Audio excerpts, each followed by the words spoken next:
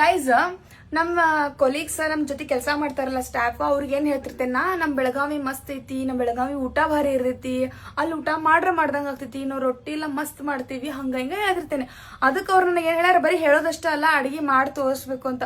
So ಅದಕ್ಕೆ ಇವತ್ತು ಅವರಿಗೆ ನಾಷ್ಟಕ್ಕೆ ಇದು ರೊಟ್ಟಿ ಮತ್ತು ಬದ್ನಿಕಾಯಿ ಪಲ್ಯ ಮಾಡ್ಕೊಂಡು ಹೊಂಟೇನಿ. ಹೆಂಗೆ ಮಾಡ್ತೀನಿ ಅಂತ ನೋಡೋಣ ಬರ್ರಿ.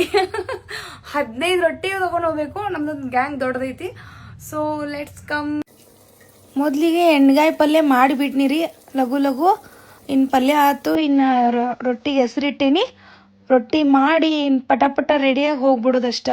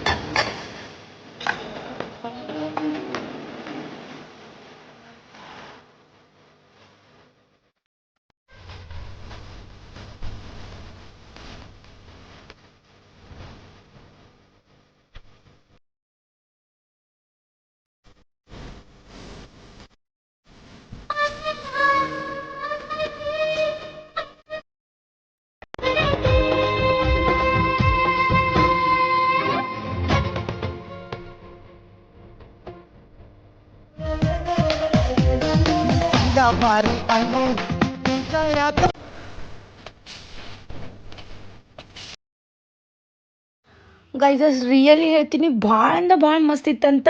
ಎಲ್ಲರೂ ಭಾಳ ಮಸ್ತ್ ಇತ್ತು, ನೀ ಎಲ್ಲಿ ಟ್ರಾನ್ಸ್ಫರ್ ಆಗಿ ಹೋದ್ರು ನಿನ್ನ ಊಟ ಅಡುಗೆ ಮಾತ್ರ ಮಿಸ್ ಮಾಡ್ಕೋತೀವಿ ಅಂತೆಲ್ಲ ಹೇಳಿದರು. ಸೊ ಭಾಳ ಖುಷಿ ಆಯ್ತು.